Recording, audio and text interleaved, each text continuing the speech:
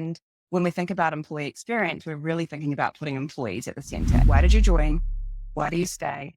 What do you love? And what's getting in your way? If you ask those 4 questions, you're going to get a gold mine of nuggets. Employee experience is only successful as the executive team, the C-suite, the CEO really believes that employees are users and they're like customers. I'll be satisfied when every employee in the world had the decisions and the experiences that impact them. When we published the manifesto, which we wanted to sort of define how employee experience relates to culture. Right. Ladies and gentlemen, and welcome to another episode of the Leaders in Talent podcast. And today my guest is Samantha Gadd. Very, very warm welcome. Samantha is the founder and CEO of Excellence and the founder and director of Humankind, whereby Excellent helps organizations around the world develop employee experience design capabilities through learning, certification, and community. Prior to Excellence, for over a decade, Samantha has been leading the way in employee experience thinking through growing the leading HR and executive business in New Zealand called Humankind. And in 2022, Samantha led a group of 34 contributors to write an employee experience manifesto for the world, defining employee experience, the value of employee experience, and the principles of employee experience design. This manifesto has been co-signed by hundreds of leaders in over 30 countries. And if I'm not mistaken, Samantha, you're also planning to write a book around this topic, right? So there's a lot to talk about. You live in New Zealand, but currently you are in New York, right? That's right. And thank you for having me on this podcast, Adriaan. I'm really excited. I want to dive right into the employee experience.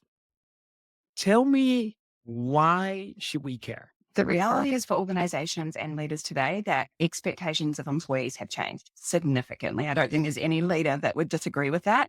And when we think about employee experience, we're really thinking about putting employees at the center. And that is about deeply understanding who employees are, what they care about, and taking a design-led approach to our HR and organization design. And the reason we have to do that is because if we don't understand who our employees are and what they care about, we have no idea how to prioritize our investment resources into building better workplaces to ultimately attract and retain the talent that we need to deliver on our organizational strategies. So it's critical. Tell me a little bit more about your journey as the founder of Humankind and where you are now and why you got so passionate about this particular topic and started a new company actually in this realm. I've been in people and culture, HR, employee experience, whatever you want to call it, for my entire career. About 16 years ago, I left my last permanent job and went out on my own and did sort of fractional chief people officer, fractional kind of HR consulting for growth companies. And when I was doing that, there was so much demand for that type of work. It ultimately led me to starting Humankind, which is a consultancy that does just that. So managed services for growth companies, fractional CPO stuff. About 3 years into starting that company, it was actually kind of like starting a steam train. There was no standing in front of the growth. There was clearly a need for growth companies that couldn't afford to hire or didn't need to hire a full-time permanent person, but needed that support. About 3 years into starting that company, I really was starting to feel a little bit disillusioned with HR and about the impact that we can make with the current ways of working in HR. And around about that same time, I listened to a podcast that was Mark Levy, who was the very first global head of employee experience at Airbnb, talking about how Airbnb thought about HR and the fact that they didn't actually want an HR team. They wanted an employee experience team. And what that meant was really breaking down the silos between many parts of the organization, including real estate and catering and digital and all those other parts that really impact the employee experience so that they thought about employees as users. And I just I loved it. And it really was a very big turning point in my career. At that point, I really reshaped our consultancy to be focused on employee experience. And to do that, we needed to kind of figure out what is employee experience? How is it different to HR? And what are the new ways of working we need to both understand what EX is and ultimately design better employee experiences? So we embarked on building a bunch of methodology, defining employee experience, building frameworks for us and organizations to look at their organization and figure out what was most important to people, and then ultimately integrated design thinking with our ways of working, which is really interesting because HR is kind of one of the last fields that have taken a design-led approach. And when we did that, it totally transformed my career for a start, being a leader, knowing that you don't actually have to know the answers because the answers sit within the population you serve, aka employees, was so empowering for me. And it felt so right that really it was about 2020. We were thinking about how to have more impact at Humankind because building a consultancy and growing it. Are you facing market volatility, need to hire quickly, or have a team that sits idle? Meet Matcher, your flexible recruitment and sourcing partner.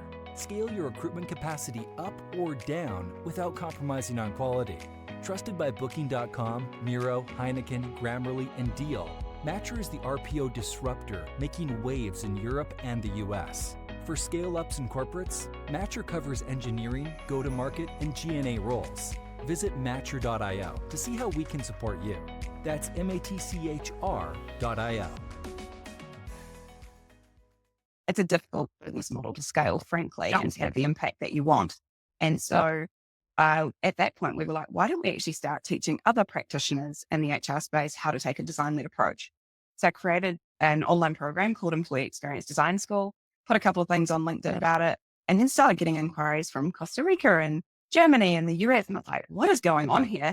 Looked up and out of New Zealand and realized that there was actually nowhere in the world that HR professionals could learn how to take a design-led approach.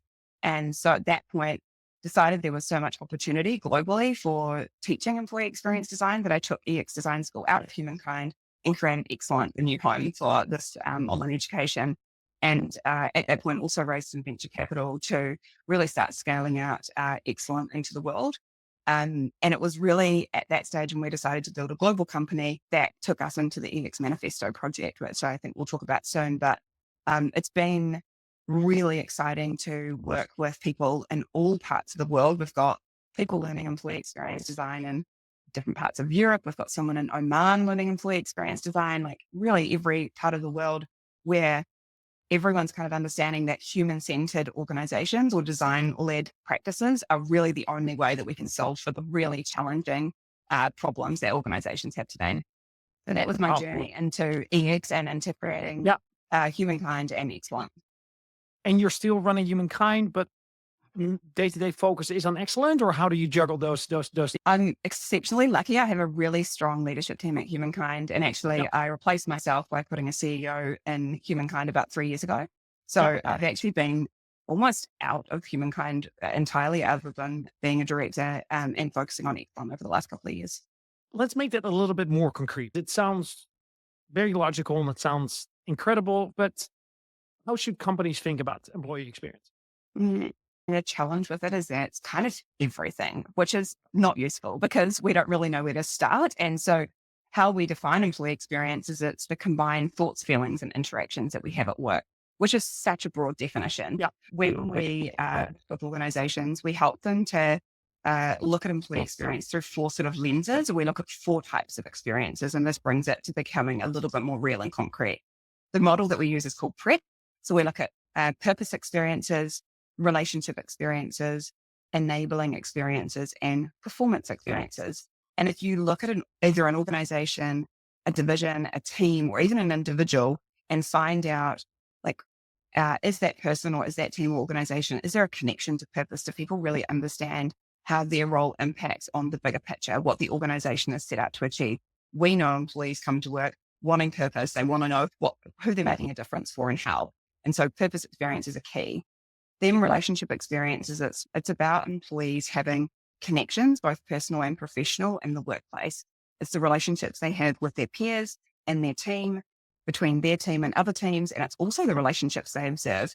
We know that people join an organization and leave a leader often. So relationships with their leaders are really key. And so looking for where there's opportunities to kind of improve and strengthen relationships in the organization is a key part of employee experience. The third bucket is those enabling experiences. And this is really people coming to work to do their job. I know, having spent my entire career in HR, that we spend a lot of time thinking about the core moments that matter. How does it feel to be recruited, to be onboarded, to have a performance conversation, to be exited eventually? Those kind of key moments are what HR professionals often spend a lot of their time designing. But from back of the envelope calculations, employees only spend about 5% of their time in a moment that matters. The other 95% of the time, they're just coming to work to do their job. So enabling experiences is really about what is the tools, the software, the processes, the enablement that people have on a daily basis to do their job with ease. And how can we set up people to kind of just be really enabled in their work day to day? And that's such a big kind of eye opener for HR folk, because this is where we really need to partner with other parts of the organization, like the digital team, et cetera, to make sure that people have great ways of working. They have a good workplace experience if the physical workspace is important, those sorts of things. And then the last bucket is performance experiences. So how do we give people role clarity? People know what they need to achieve. It's remuneration and reward. It's career pathways. It's all of the things that people come to work because they want to see where their career could go with this organization. So if organizations are just starting, it's really about thinking about that prep model, trying to understand, why do people join our organization? Is it because of purpose? Is it about the people? Is it about relationships? Is it about the enablement, like really awesome work environment? Or is it about performance and growth? And then why do people stay? And when you know your core employee value proposition drivers, so those attraction drivers and those retention drivers, organizations know where they can double down and like really focus their investment and resources on. It's a really powerful framework and really brings it to life. How do you measure prep? That's a great question. I mean, the first way to kind of understand what's important is really about doing that qualitative employee research. And this is a real challenge for us professionals in the space, is that the tools that we have currently don't really help us to understand those questions. Like, why do people join? Why do people stay? What's getting in their way? What do they love? Most of the engagement tools are actually asking very company-centric questions about what employees think about the company, not about actual employees.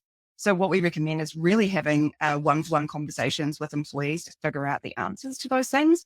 And by setting yourselves a benchmark, by understanding, where people are at today, and then measuring progress by essentially involving employees in the co-design of employee experience.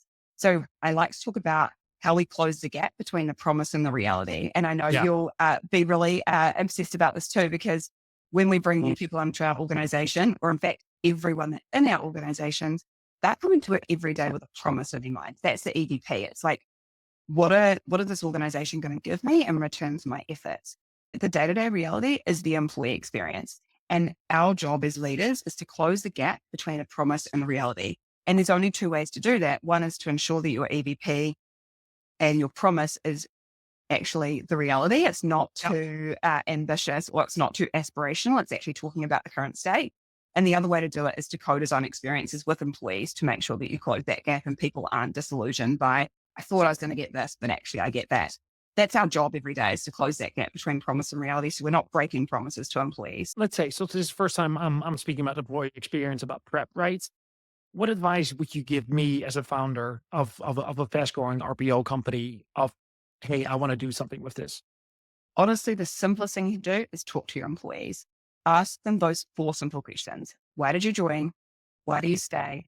What do you love? And what's getting in your way? If you ask those 4 questions, you're going to get a gold mine of nuggets where you can really figure out where the opportunities are for you to improve the employee experience. And it's just a really simple, great place to start. And you can do that on a team, like even just with one individual. If you ask them those questions, you'd get some insights, or you can do it as a team. And in a big organization, you don't have to talk to everyone. Obviously, that's not scalable.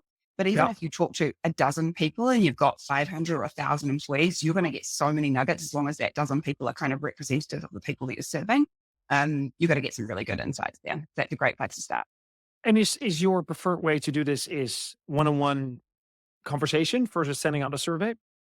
The thing is, a survey alone is never enough. And particularly the current surveys that exist in the market, they are generally Likert scale questions about the company.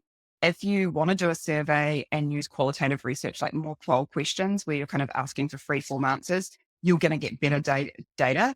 But I would say from experience that people, including myself, are very lazy at filling in surveys. And so when people survey me, they're not going to find out a lot. If they have a conversation with me, they're going to find out a ton. It's the same with EX research. So I would say if you're in a talent team, split up their job by sort of saying, we're going to talk to 3 or 4 people each across the organization, ask those 4 questions, have conversations, and take the transcripts or the insights from those and really develop a strategy from. Why do you think that employee experience is going to be the new UX UI for the talent industry? I think if you look at trends, I mean, CX, UX, those are massive growth spaces for organizations because if we want to deliver products to our customers that are really fit for our customers that they love, it's all about designing with customers. This is exactly the same for employees or for organizations. And going back to the original point of expectations of employees significantly shifting, the only way that we're going to be able to attract and retain enough talent to be able to deliver our organizational strategies is to deeply understand these people, deeply understand our future employee base, our current employee base, who they are, what they care about, and ultimately co-design solutions with them that are fit for purpose. We've kind of passed the time, and I know HR as a field, we have been quite obsessed with best practice, but there's no more looking over the fence, using best practice, using what I've done in a previous organization to solve for today's problems, because today's problems are brand new. There's only one way to do it, and that is to really co-design with your people. So to me, it's a no-brainer that EX will be as big as, if not bigger than CX as a field of capability eventually. Do you have an example of a company or companies that are, really leading the field and employee experience? And next to like the company, can you also like share why you pick out these particular examples? Going back to my original story about how I got into EX, I think, Airbnb is a great example of an organization that really delivers an epic employee experience. And the reason being is that they deeply are curious about their people. They think about the experience of their people like they do the experience of their hosts or their customers. And so they're always asking, they're always digging for data. They've got heaps of data about what their employees care about and how they feel. And ultimately, they are designing an employee experience that really attracts and retains those epic people into the organization. They have kind of understood that you can't deliver host or ultimately customer experience at Airbnb without your people having as good a, if not better, experience themselves. It's really interesting actually, because when we think about, especially those enabling experiences, if you think yourself to the last bad customer experience you had, no matter what it is, it might have been like calling your telco or calling an airline or something. Yeah. I can almost guarantee you if it was a bad customer experience, that was driven by a bad employee experience. That employee didn't have access. They didn't have access to the right data, the right systems. They were under-resourced, whatever it was. That employee was having a bad time. You're then having a bad time as a customer. They are absolutely linked. And so organizations that get that to improve your customer experience, you must improve your employee experience first. They're going to be the ones that ultimately have the better employee experience because they invest in it. Yeah. So true. Next to Airbnb, are there anything in particular where you feels like, hey, this is something that they've really in that prep model that they've nailed, or that's a good example?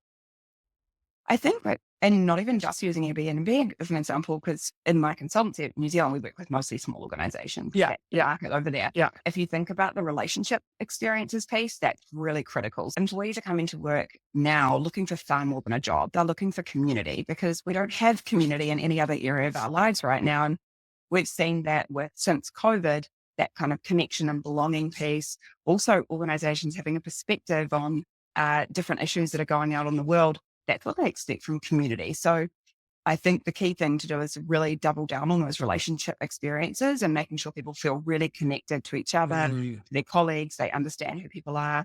If you think about your organization like a community, I think that's really a powerful way to go about it. And often that stuff doesn't cost any money. It just takes a deliberate focus. And actually some of the best books that I've read on employee experience are actually community building books because they're very linked. Like if you're thinking about building a community, all of the tools or all of the ways of working that you would use to build a community are very relevant in employee experience because we're building community at work. Yeah. Let's talk a little bit more about the manifesto that you wrote with, if I understood correctly, with Mark Levy, actually from Airbnb and Dean Carter from Patagonia, right? Yeah. Your smile says it all. Yeah. Tell us a little bit more. I mean, it was such an exciting project, and both Mark and Dean are now very good friends of mine. So basically, when I started Excellent, I was like, we need to put a flag in the sand about what employee experience is, because unfortunately, like many things, that term has become quite sort of overused and almost bastardized in many situations where people are just slapping employee experience on what is actually kind of a company-centric or HR process, team, tool, whatever it is. So we were like, let's define employee experience for the world. And we really took inspiration from the Agile Manifesto, which was written 20 years ago by 17 dudes who just decided that project management was an IT wasn't working anymore. And so they wrote this Agile Manifesto, and now 20 years forward, Agile is an enormous industry. So we really unpacked the system of how that Agile Manifesto was written and why it's been so successful. And we collaborated with some of the best, including people like Dean and Mark, and we had leaders from many organizations, including like Disney and IBM and all these really incredible brands. We brought them together in the US, ran a workshop where we sort of really unpacked what employee experience is, how do you measure it, what's important. And then we took away the extremely challenging task of taking that workshop content and writing the manifesto. Ultimately, when we published the manifesto, which we wanted to sort of define how employee experience relates to culture, the core values of employee experience and the core design principles, we needed it to be simple and something that any leader in any organization can kind of pick up and run with. And when we published it at exmanifesto.com, Bloomberg picked up the release of it. And it was really interesting because one of the values, 20th value is employee first over customer first. And that's been the piece that's been a real talking point for people around the manifesto. But it's definitely opened a lot of opportunities to great conversations with leaders around the world. And that's exactly what we wanted it to do. And we hope that it stands the test of time and that people can pick up this resource and use it to spark conversations in their organizations with leaders. Why was it in a way a manifesto and the people were signing it and were rallying behind it? Like, was there something missing, or was there like, what was that drive or that push that you experienced? The reason we wrote it as a manifesto and like the definition of manifesto is sort of, it needs to be kind of bleeding edge and kind of provocative in many ways. Like, we didn't want everyone to read it to agree with every part of it. That's not the change creating, and we wanted to put it in a way that people could co-sign it and kind of join the movement, essentially. That was really what they did with the Agile Manifesto almost 20 years ago. That's why we set it up as something that people could co-sign, people could get behind, people could use it, and ultimately develop capability and influence within their own organization around how to go about this in a different way. It's really like a new way of working for a new world of work. You published a manifesto, you said Bloomberg picked it up.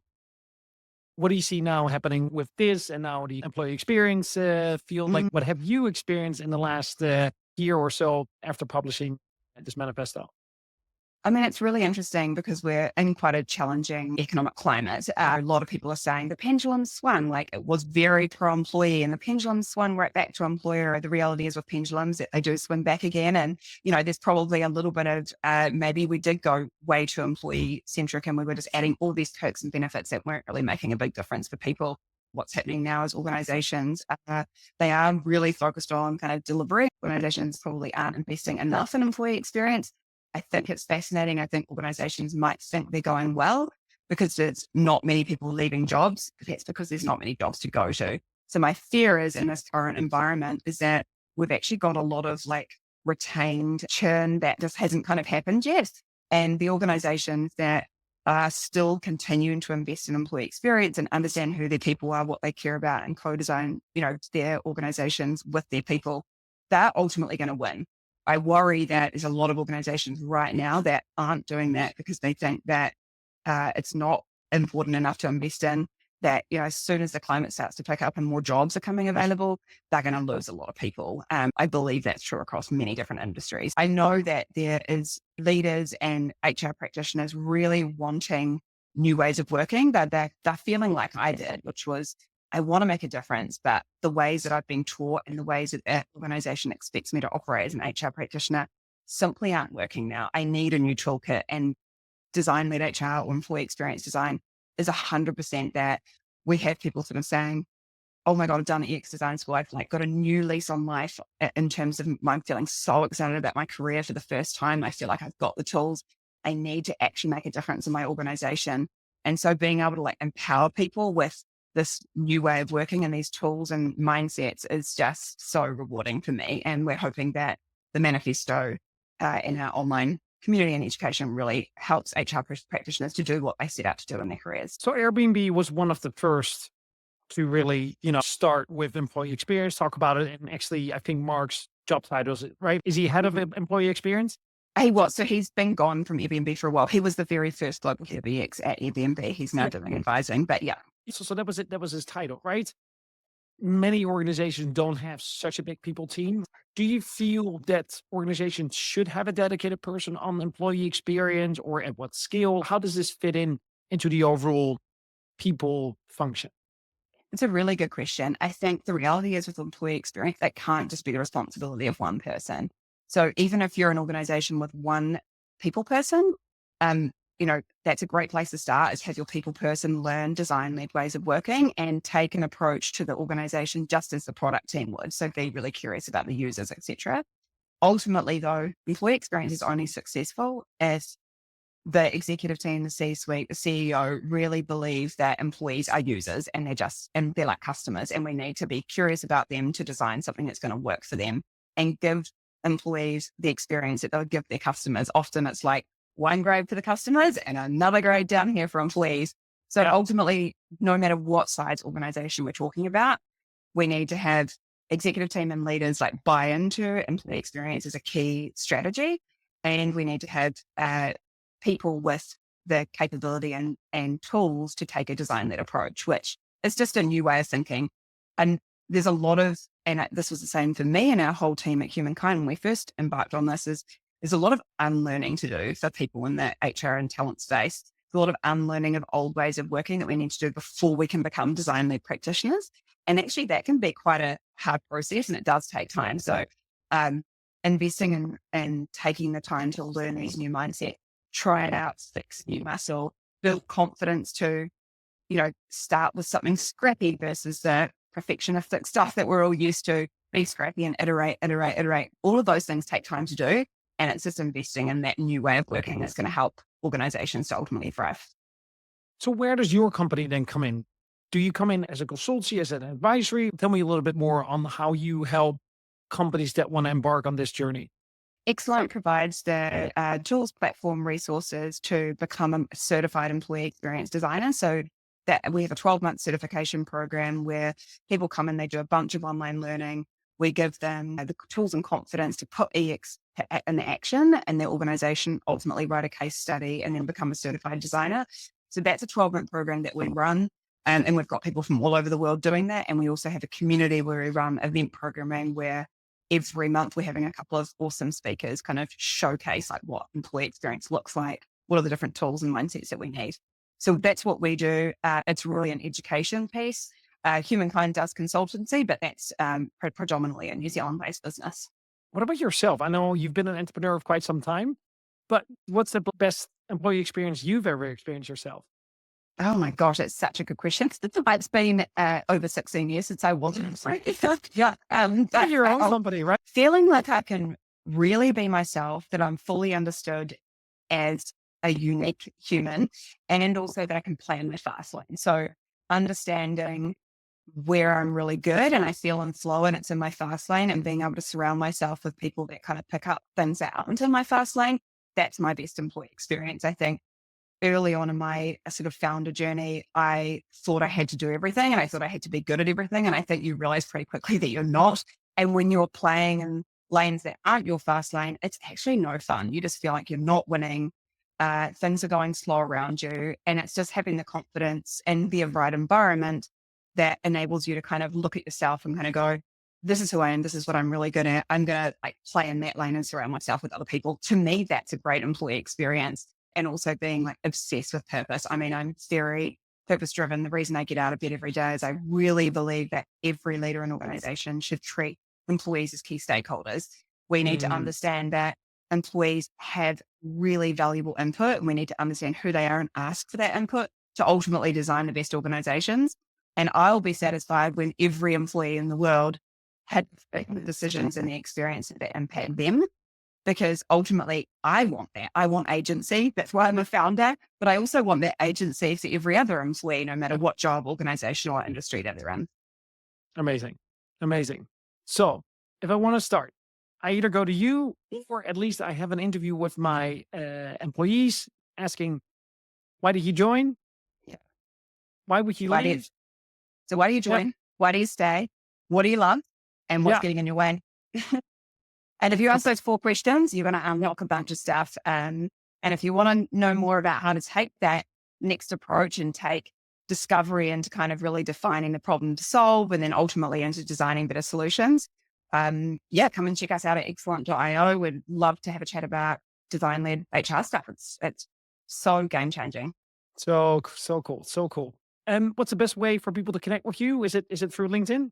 Yes, please. Love LinkedIn. Amazing. Yeah, we'll share your LinkedIn in the show notes. It was such a pleasure talking to you. I learned tons. This was very good, like tangible advice, which is my favorite. And thanks for taking the time to speak to me.